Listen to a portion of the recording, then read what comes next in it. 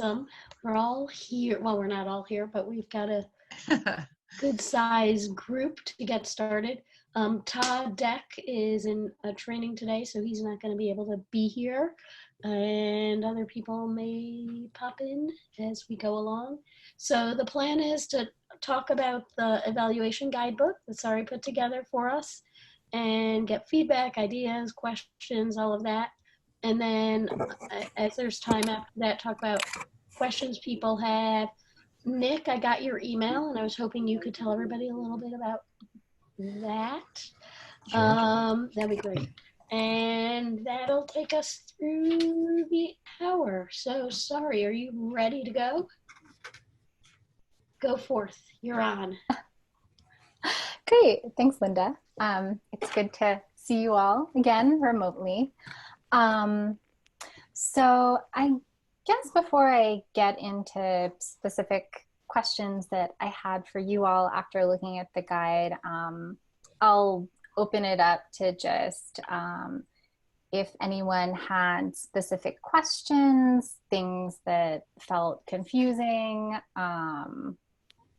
feedback, like particular feedback that they felt really strongly about.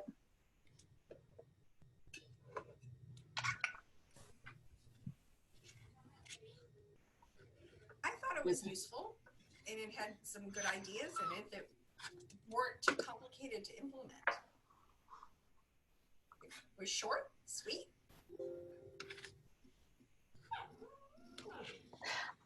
Was that, sorry, for some reason my video isn't corresponding to the voice that I'm hearing.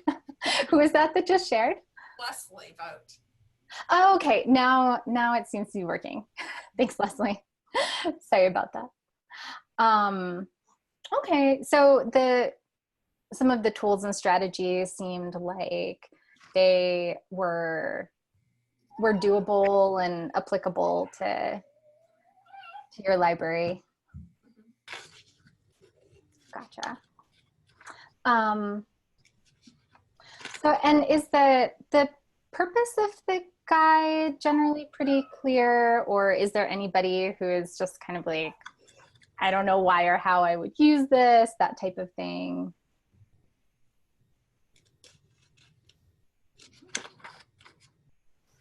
Pretty clear to me. Cool. Thanks, Morgan. I love the idea of thinking of myself as a broker between the kids. And, I was excited to see the options for more, like the course modules for that connected lib at the end, those extra resources. I want to check some of those out. And it really seemed to, I'm just looking at my notes from it. It really seemed to encompass everything very well. Like all the different points, and it just made me think of it with more clarity. So thank you for putting it together. Great. Well, I'm glad that it seems like a useful resource so far. And is there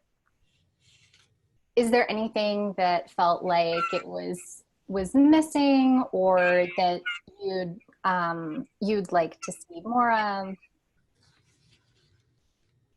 So Sari, do you see Pam's? I did just see it pop up.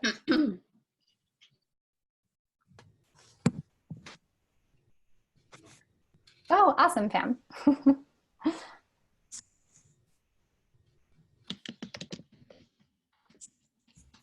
Yeah, I think what I thought was interesting about the guidebook was that for me, it seemed to offer the beginning of how to like systemize maybe some programming, or like not to make it formulaic, because it's really not, you know, chronological, but just some things to start thinking about so that we can do them in different orders or add things, take things out. according to our own workflow. But, you know, one thing that I've noticed as a librarian, you know, just kind of starting out is that something like collection development, for example, there are all these different acronyms and there are tools and guidelines and, you know, like a process that you can follow.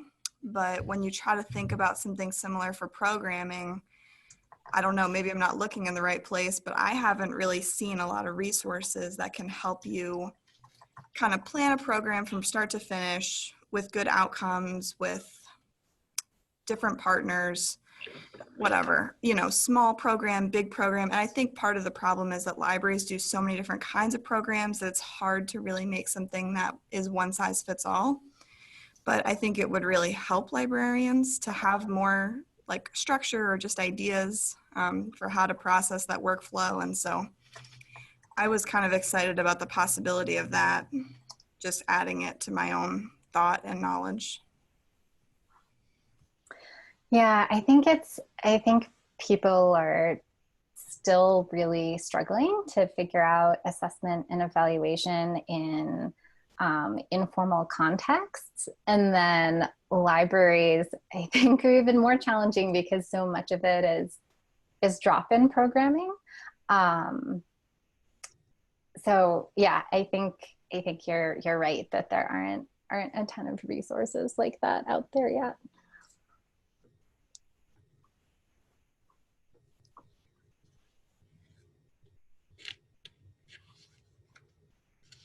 Oh, I saw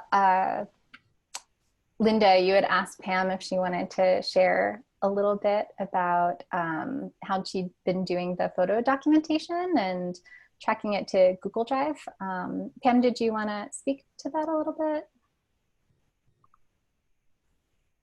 I'm working on chat. I'm actually open right now. I'm at the desk. There's people here. Sure. No reason you can't talk. I'm typing away.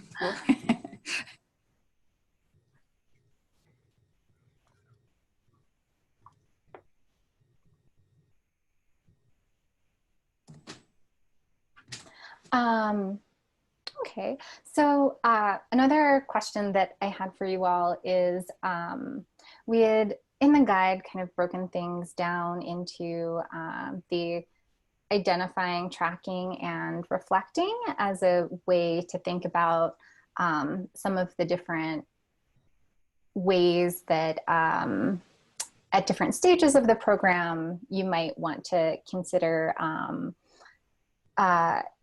capturing things or doing documentation. Did that make sense? Is that a way that made sense to you to think about it, or did it not seem quite the right fit?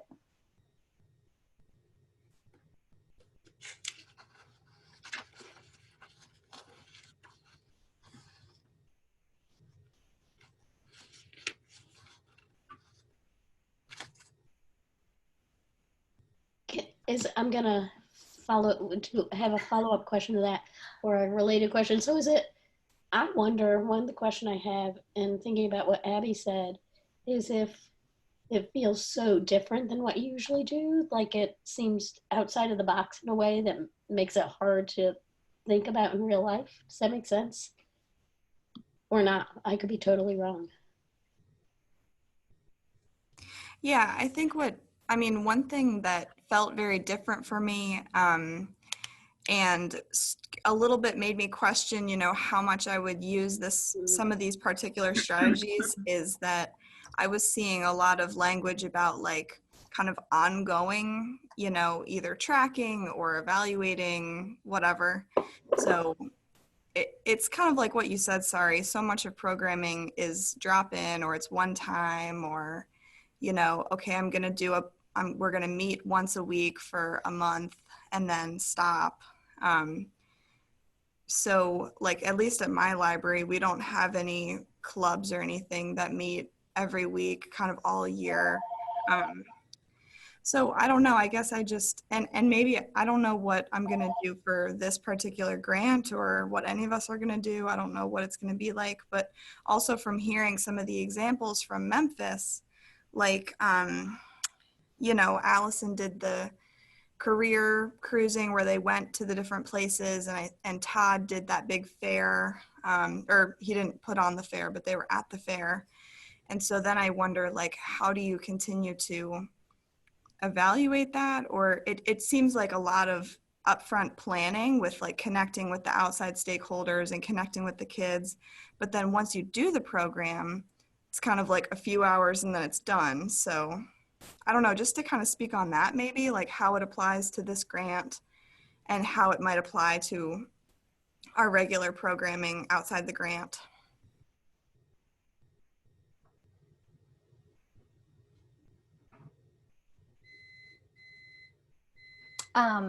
And Abby, is there, for you at your library, a core distinction that you see between what you're planning for Future Ready and what your regular programming might look like, just to get a sense of what different needs might be? For me, the biggest difference is just that I know that with Future Ready, I'm going to be expected, I assume, to involve other people outside the library. It's not just going to be me kind of doing my own research, doing my own thing.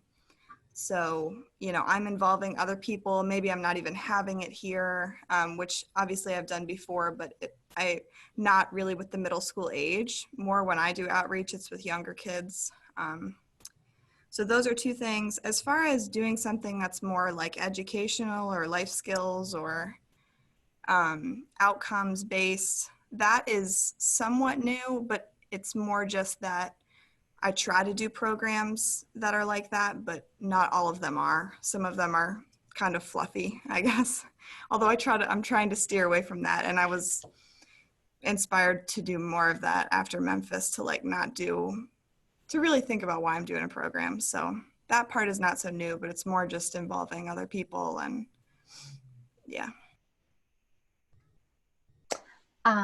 Okay, so I think what I'm hearing would be useful is sort of some more specific examples on looking at one-off programming and how you would handle that, and also maybe the difference between how you might navigate it when you're doing a program that involves multiple partners or collaborators as stakeholders versus when it's just coming from the library. Did I get that right? Okay. I'd like to add to that. I think maybe other libraries do this, but we have one-off programs or short-term programs, but the people who attend or that we collaborate with are the same or similar. So we're impacting the same community members over time with different things.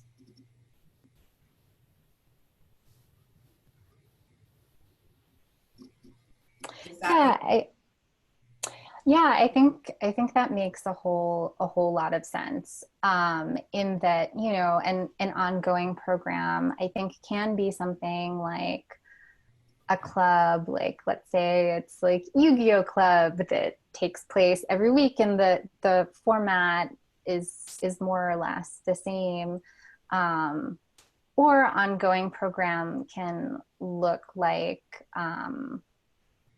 sort of basically like a suite of offerings that might be one-off programs, but you know, if you do have patrons who are participating in those and repeat attendees over time, then you might be able to look across those programs at how they're building on each other and how that's building on learning or certain skill sets or something like that.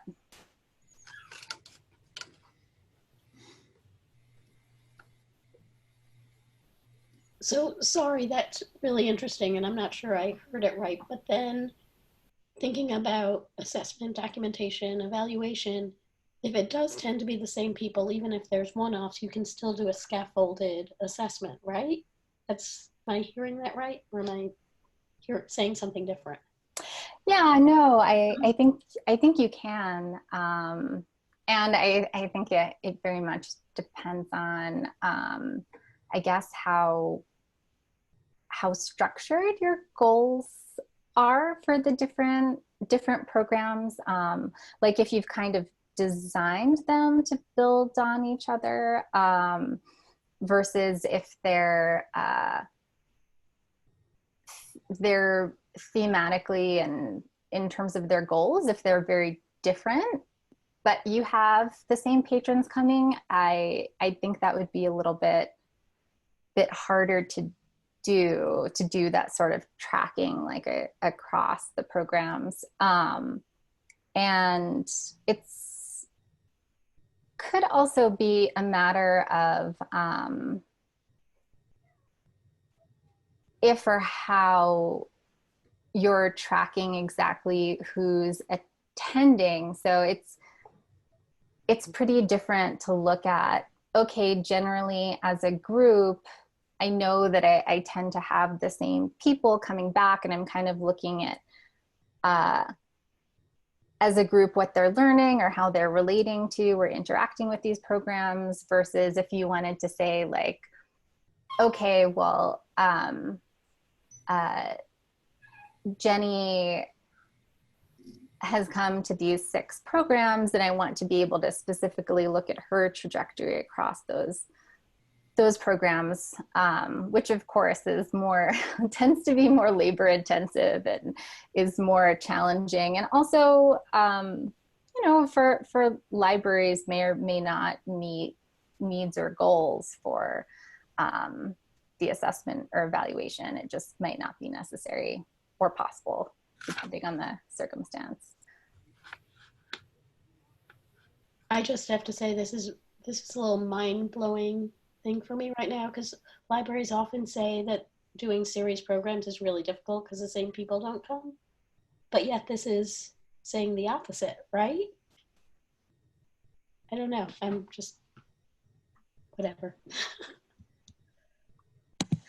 I had a quick example kind of on that idea that we have a core group of individuals that come to our different library programs.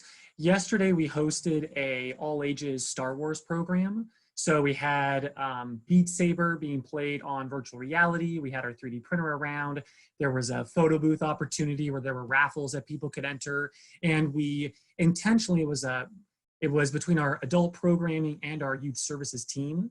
It was, there wasn't a whole lot of thought involved in, oh, well, this is the goal of the program. Like, we want people to become more involved in technology or something like that. It was more, hey, we have the Star Wars movie come out. I bet a group of people would come to the library and have their community built around that program. And there was a husband and wife and their daughter has some mobility issues. She's a little bit delayed in some of her development, but she's been coming to the library since she was like 3 years old. So they came to a program last night. And then this morning we had a Sesame Street program. So Cookie Monster was here, and that was just a youth services program, not adult programs and youth services. But that same family was here once again. So they're one of that core group of libraries, library members. And I'm wondering, I mean, if we were doing a talk back board or something where, they were doing like stickers of what you learned today, or just in general, hey, this is my favorite thing about the program. Unless we were tracking their names, some kind of demographic information along with those pictures or along with the sticker board that they're doing, we wouldn't have been able to track that they were at both of those programs, but they were. So I don't know, that doesn't help the situation. It's more just an example of kind of the discussion that we're having right now, if that makes sense. Yeah, definitely. And I think also so let's say, for example, if you were interested in sort of putting together a case study of how this particular family engages with the library that kind of is like a nice narrative of how they've participated over time. That's where observation can be really great, because you might not know their which response was theirs to a talkback board, or if they did respond that day. But if they were there and they were there and you saw them, and you're able to jot down some notes or take a photo like Pam did, and then use that to kind of jot your memory later, that would be a possibility. But then also, the challenging thing about observation is if you're facilitating the program and there isn't anyone else to kind of be standing off to the side doing that type of thing, it can be harder to have that keen eye for what's going on, and to be able to remember while you're also just like answering questions and making sure the ship's on track and all of that.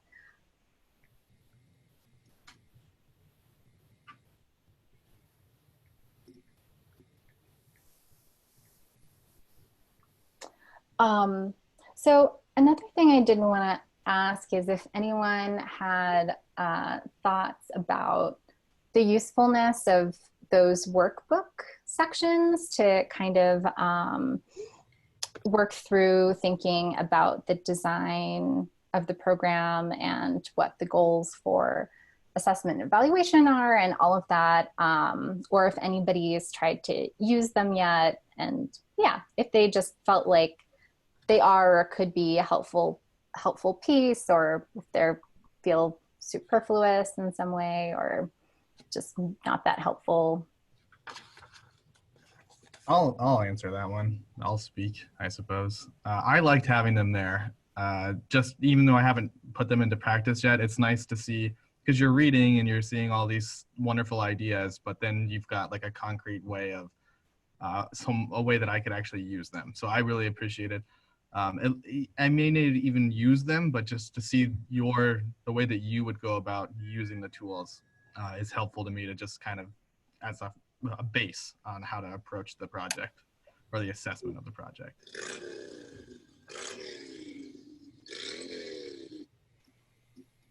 So I like them.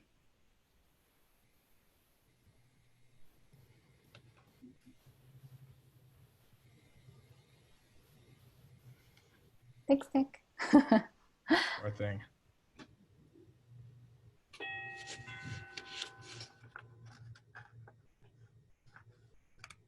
I'm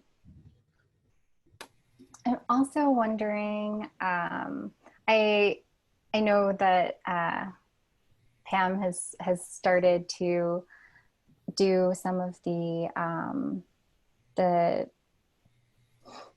documentation and observation and experimenting with that. Has anyone else sort of tried out any strategies, or tried to start thinking through some of these things? And if so, what your experience has been so far?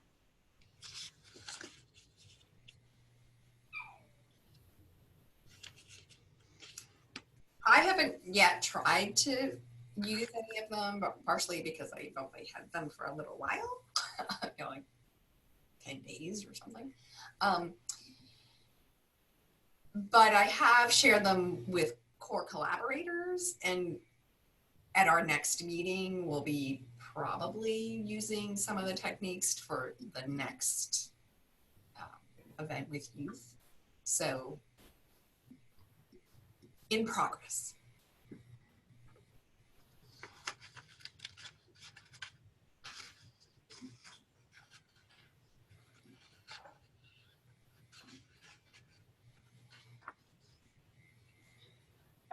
I've still been talking to a lot of people. I've got a general idea of what I think I'd like to do. but I haven't gotten as far as actually being able to write anything down or fully develop anything yet. It's all a work in progress.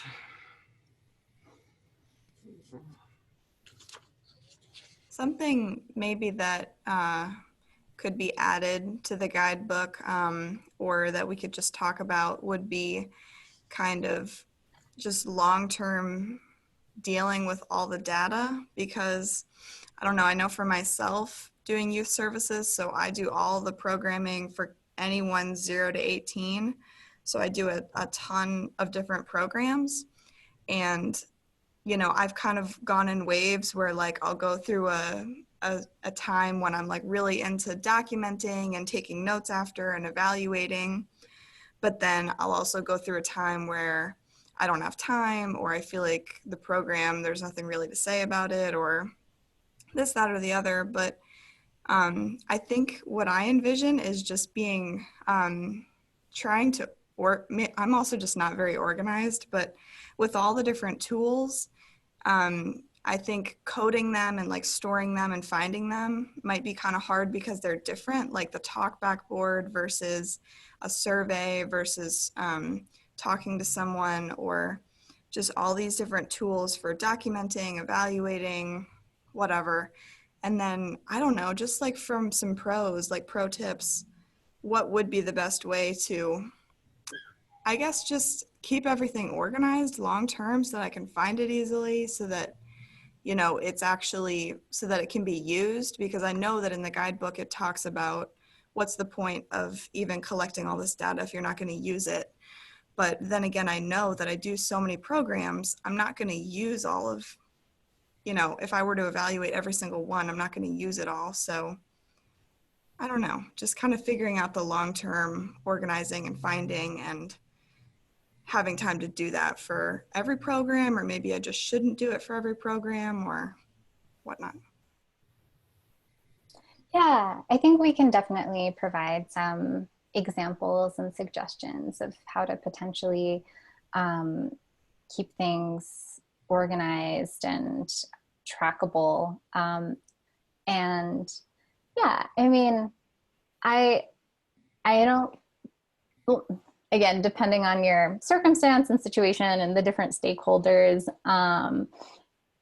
I think it probably isn't necessary to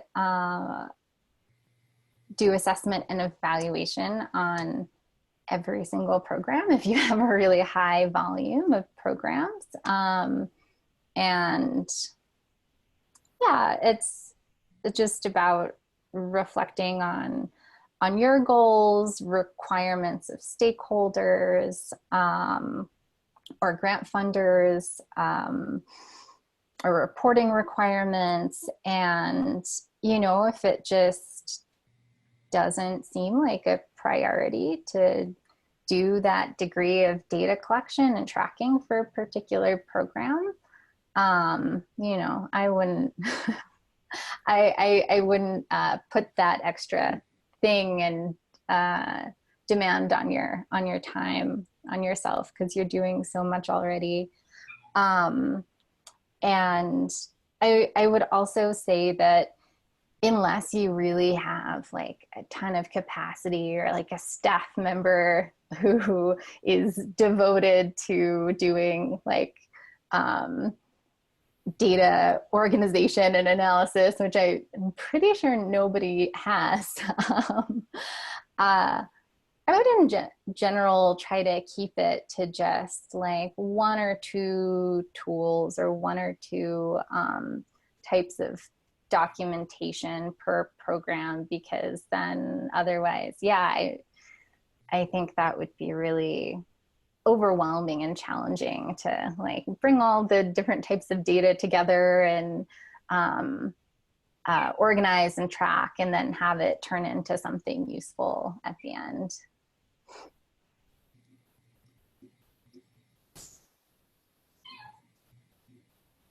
Yep, sounds good. Thank you.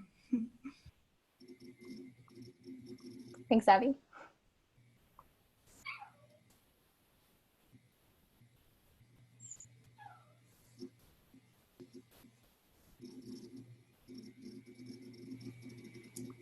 Sorry, I was just taking a look at Kelly's comment. I'm a slow reader and a poor multitasker.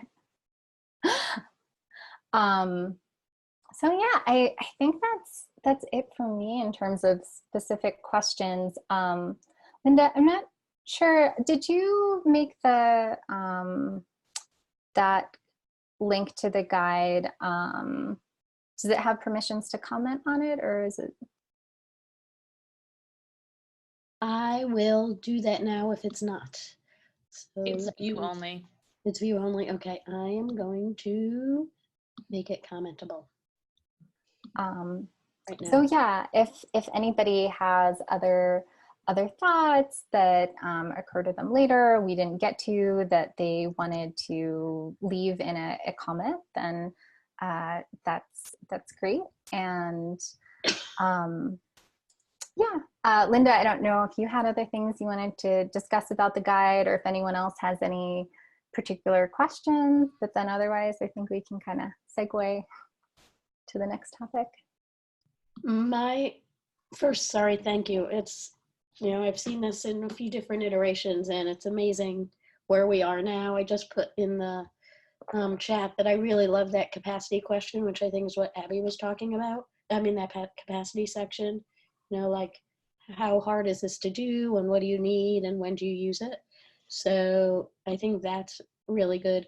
And I guess the only other thing I would say is, as people use this, we hope you will use it and think about how to use it, is that post on the community of practice what you're doing, what you've done, so that we can see. And if you do have ideas, it would be really great to know what they are, so that the guidebook can be updated and can be even more useful for everyone else. Anything else that people are thinking or want to say about the guidebook?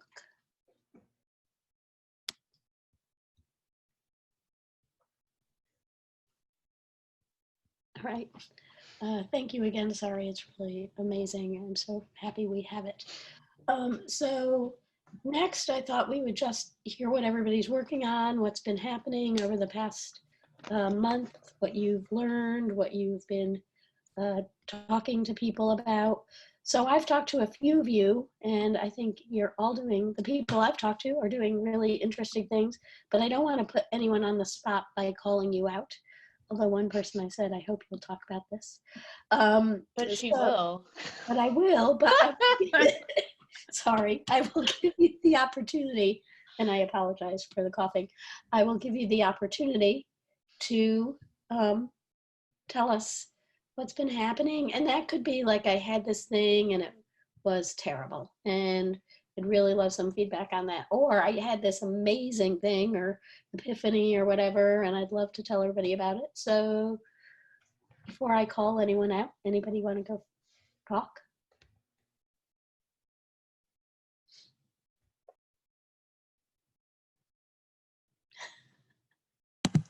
Well, I'm going to set the bar really low to start off with. I had a conversation with a drone manufacturer in our area.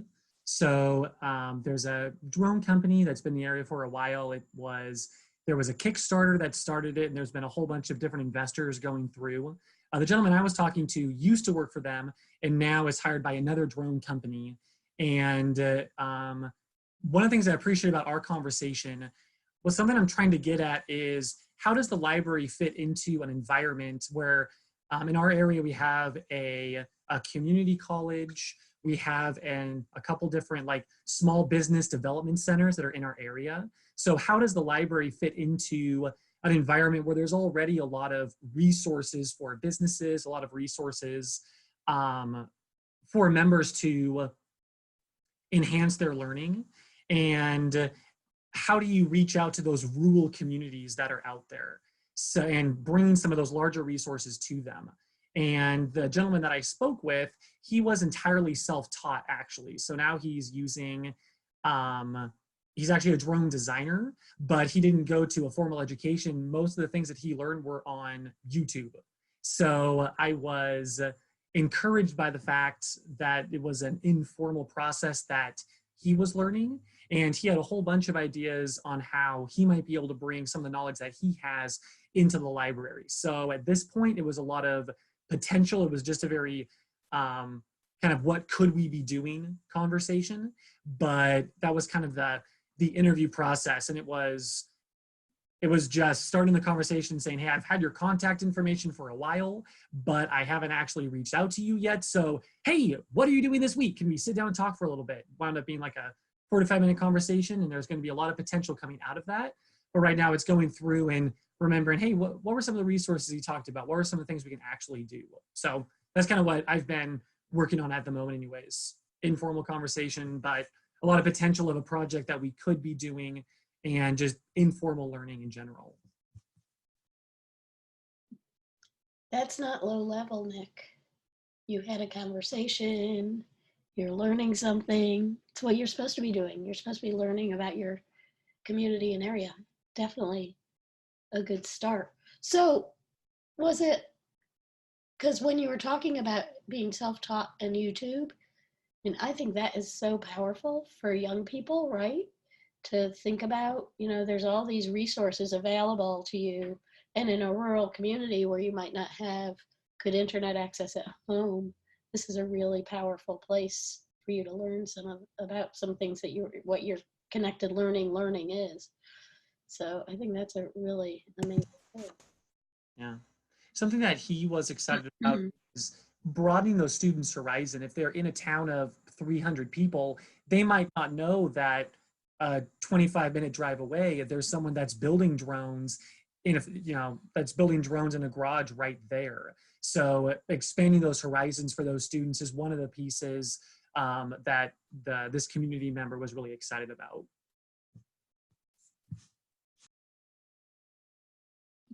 Anybody have questions or thoughts for Nick?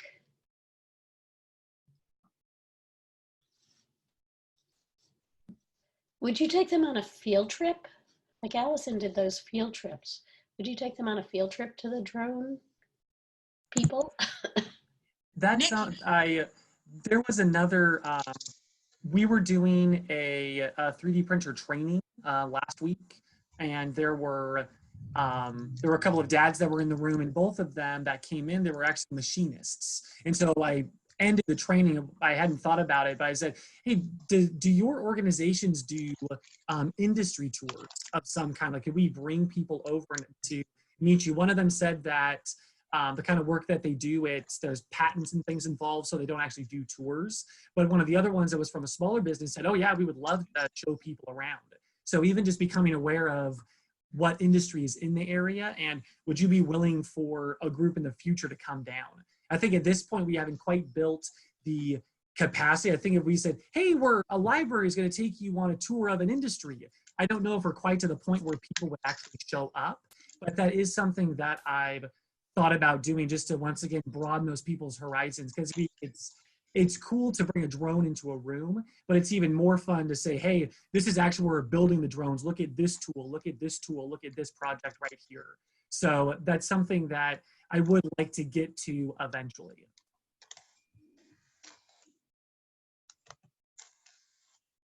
Carol, were you going to ask something? I was just gonna, maybe I missed this, but how did you know about the drone builder in the first place, Nick? And is that something that,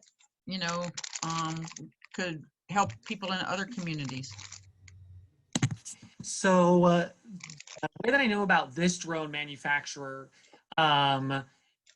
his wife actually is a circulation member. She's a circulation staff member at one of our libraries. Okay. So as I was doing a 3D printer training, she was a new staff member, and she said, oh yeah, oh my gosh, I love that you guys are doing like drone 3D printings and things. My husband works for a drone manufacturer. Okay. You should get in touch with him. And that was a couple months ago. So thinking about like, who am I actually going to interview? Is okay, buckle down, send the email, make it happen. Just so, but there was there's a network of individuals. They call themselves the Innovation Collective, but it is resources for startups, for entrepreneurs, those that are trying to get into being an entrepreneur. And there's also a small business development center. And this individual is kind of involved with both of those networks. So if I wouldn't have met his wife, I might have ran into one of those other resources as well. But this was more of a serendipitous, oh yeah, my husband does that. I'm like, sweet. Well, what a great way to involve your staff too. So maybe at your next staff meeting, or some of you don't have as many staff meetings, but to just put that question out there, do you know anyone who has some kind of a skill? You know, because what a great thing to do as a backdoor way of getting your staff involved. But it's amazing how many people know somebody who does know something, you know, how to do something that's interesting, you know, so good for you. This morning I was doing our adult programming. They get together once a month and we were going around the table. We're thinking of starting some once a month.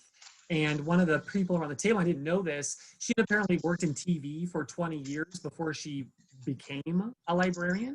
So I'm like, I didn't even know this. So just starting those conversations and saying, hey, what were you before you were a librarian? Or do you know, what does your sibling do? Or what is your, you know, what does your significant other do? So I think that's a really good point, Carol. Just, you might not know what hidden talents your staff actually have.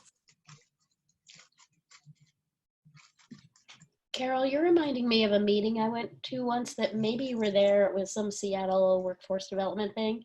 And the icebreaker was, what was your first job as a teenager and what skills did you gain from that job?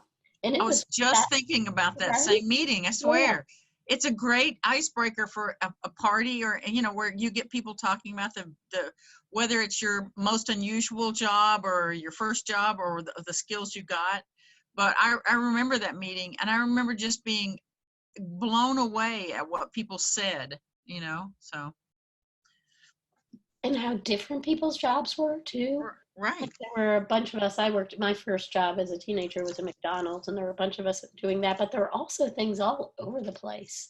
Yeah. People did and what they took from it, because that could then lead to some really interesting discussion too about, well, what about, you know, connecting to our middle schoolers, and what does our experience tell us about what we might be working on with and for them? Funny. All about that. Yeah, you know, I just have to tell you guys, my first job was, I was the starter on a golf course. You know, I was the person that they had to check in with. And it was the first time, because none of my family had ever been to college, or, you know, and it was the first time I was around lawyers and bankers and those kinds of folks. And it was the first time I got to see them really act out, because, oh my God, people the first time they get up on you know, and tee off a shot on a golf course, I saw grown men breaking their golf clubs and throwing them down the fairways and things like that. And it was like, oh, really? You know, look at that. Because, you know, so it was, I took that understanding or that awareness with me everywhere I went from there on out. So you get great stories when you start talking to people about interesting jobs that they have had. And I also have to tell you that Carol has had the most interesting jobs of anyone I know throughout her life. She's just done so many different things. Many different things. Many different things. Yeah, so maybe we could do that for, you know, sometime to start a session off here, you know. Definitely. First jobs. Yeah. And what you learned. Absolutely. And what you took with you after that. Yeah. Yeah, it's awesome. All right, Carol, we have to stop talking to each yes. other. So who else? Who else wants to tell us what you've been working on? Lori. You want to talk? I know you typed it, but do you want to tell us more? I've had a lot of meetings with my economic development coordinator, not about this, census and all that lovely stuff, but we've talked briefly. He knows we have the grant. He wants to set up meetings with business owners because he knows them.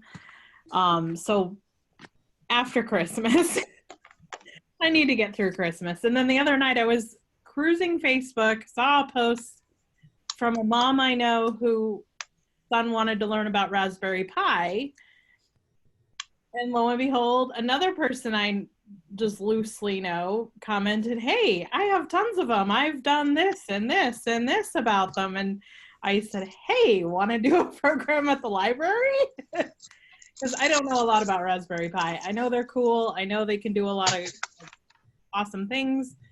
And he says, "Yeah." He says, "I'll talk with you." And I know his wife, his wife works at the bank that I frequent.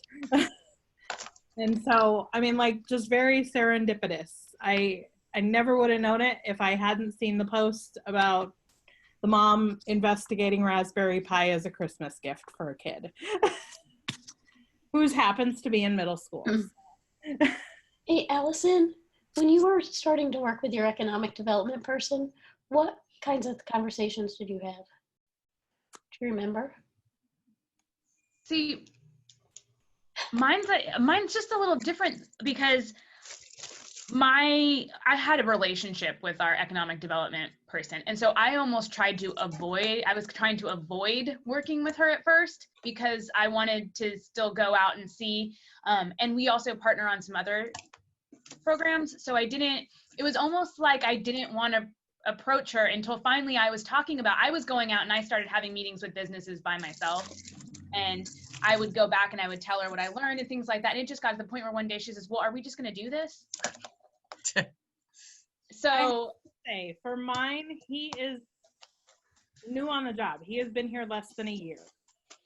I have been here in this community 3 years. So we're both very relatively new to the community, which in the short time he's been here, there have been a lot of conversations with him regarding the library in general, but also just different ways we can partner. So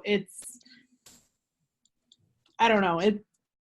He's really good, and I mean, he's learning as I'm learning. So, because I would just make sure that if you both plan to go to meetings together and reach out to businesses together, that you're on the same page as to what you want to learn about that business, and that you don't get into a meeting and one person's leading, and I would just be on the same page about kind of what feedback you're hoping to learn before y'all sit down, just because you still need to get out of it what you need to get out of it.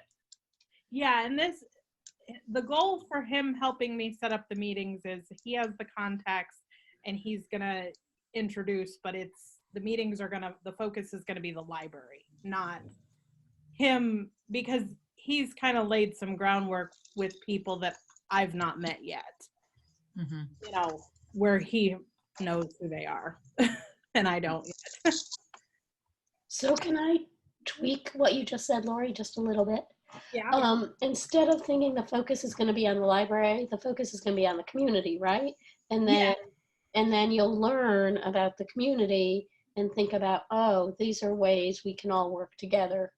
And and maybe making sure that the economic development coordinator knows that too, that you're not really just about, oh, the library is this great thing, right? Yeah. Yeah. That makes sense. Yeah. Thank you, Lori. Okay, Nick C., tell us about your meeting this week, if you don't mind. And sure, I can tell you about my meeting this week. So when I was searching for people to talk to, I really wanted to talk to the community college, which is just about 15 miles north of the community where I work. So I called the counseling department, figuring that most kids go through the counseling department, and they put me in touch with the lady who's the head of the counseling department and also lives in our community. So it was like perfect as far as I was concerned. We get to talk to somebody who's dealing with middle schoolers after they've graduated from high school, but then also is in the community and sees and interacts with them. Unfortunately, when I started talking to her, I learned that she doesn't actually interact with kids all that much in her daily life, because she said she mostly sees kids when they come asking her for money or support when they're fundraising, right? So asking for cans or asking for them to support the basketball team or the football team or volleyball or whatever it is. So that showed me, one, that sports is really big in our community. It also showed me that we are definitely a bedroom community. So she's coming, she lives here, but she's working and shopping outside of our community. But she also she wasn't present, for me, I'm like, man, I'm only seeing a certain group of people when they're asking me for something. That's, in my mind, that's like a negative thing. I'm gonna attribute that in a negative way. But she was really positive about the whole thing. So she is still seeing that as a beneficial interaction, which was nice to see. Trying to remember what my other point to you was in that email. So talking to her about what she sees as strengths and weaknesses for students when they first enter the community college. One of her biggest things was writing. And I thought that was interesting because one of the previous participants, one of the coaches, had talked about how speaking to adults was an issue. And I can't remember who that was, and I'm sorry. But her thing was writing and how kids are writing the way that they speak or the way that they text. And so when they're trying to communicate with a professor or with one of the counselors, they're actually writing like see you later as the letter C and U and L. I don't think anybody's using L and then the number 8 anymore, but they're using that really shorthand, and they're not able to present themselves in a professional or even formal way via written communication, which I thought was really interesting to see. And it's something that I've noticed also when I work with teens, that the writing is very, it's hard to remember where I was at that point and what my writing skills were like, but sometimes I'm very discouraged by that. I think those are most of the points that I had for you in the email. And I just think it's awesome, Nick, that you identified that and then reached out to that person and kind of went in and spoke with them. And that was not a previous contact you had ever had before. And I think that's, not an easy thing to do. So I think you should give yourself kudos for doing that and learning all of those things. Well, thanks. She was super skeptical and sketched out by me. She was like, so how did you get my information? Why are you contacting me? She was nice, though. I liked her. So, Nick, I think that's really interesting. Do you think that she'd be interested in having more conversations with those young people than she has, when they come hunting for money? And then the other thing I wonder is like how you can take a connected learning approach to the writing, because a lot of middle schoolers like to write different kinds of things. It might not be, formal writing, but then how do you help them to gain their writing skills from something they're interested in?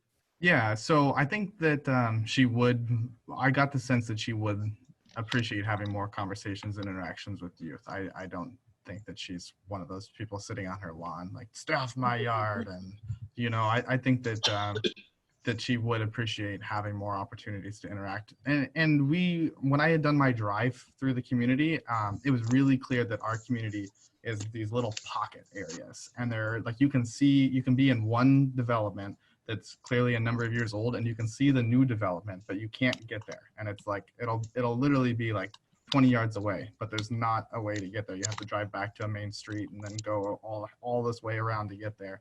And I kind of talking to her, the community is like that, more than just where you're living. It's like you've got your little section.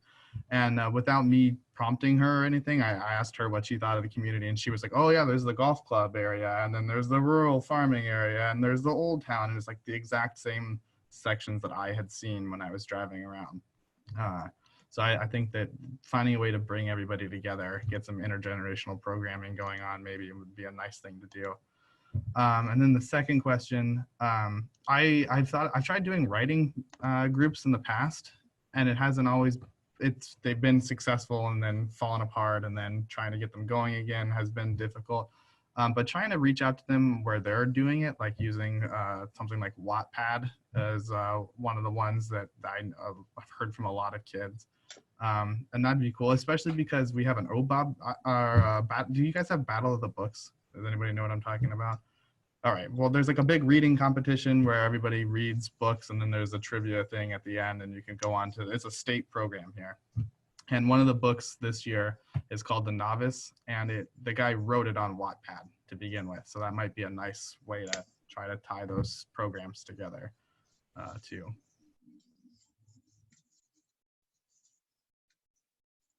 book. I just found out about the book I put in the chat last week, and I think, Nick, you'd be interested in. It's really interesting, and so may she. Really interesting book about writing and the change in writing and how this is not a terrible thing. Writing has always changed. Everything has always changed over time. So anyway. All right, we've got a few more minutes. Anybody else want to talk about what's been going on? Nick, a couple of years ago, I got a grant and to work with the teens, and I did it from 6th grade to high school. Anybody who was technically a teen, and this is what we did. I had them submit stories, poems, drawings, and so forth, and we put together this book, and the kids actually wrote the stories, they did the drawings, then I had a different group of kids that edited it and put it together. That's awesome. They really seemed to enjoy it, and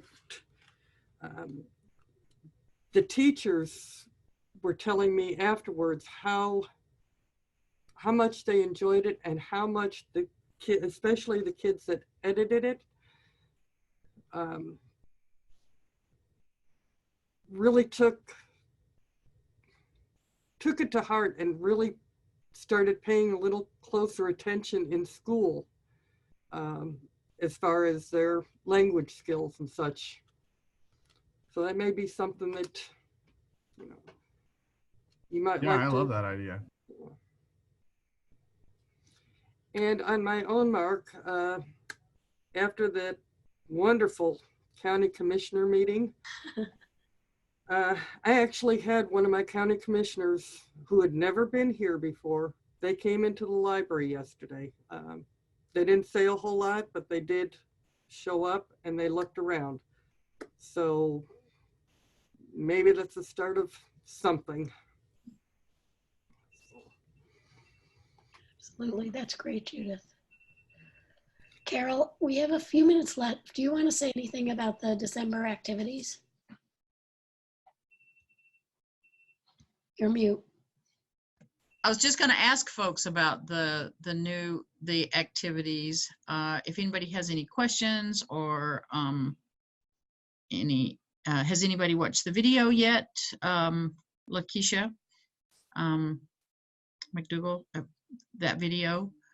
Anybody got any questions about last month's activities, or this month's activities? I've got a question Okay. about this month's activities. You did put in there that you want us to be going to extracurricular activities. Yeah. Like what examples are you thinking of here?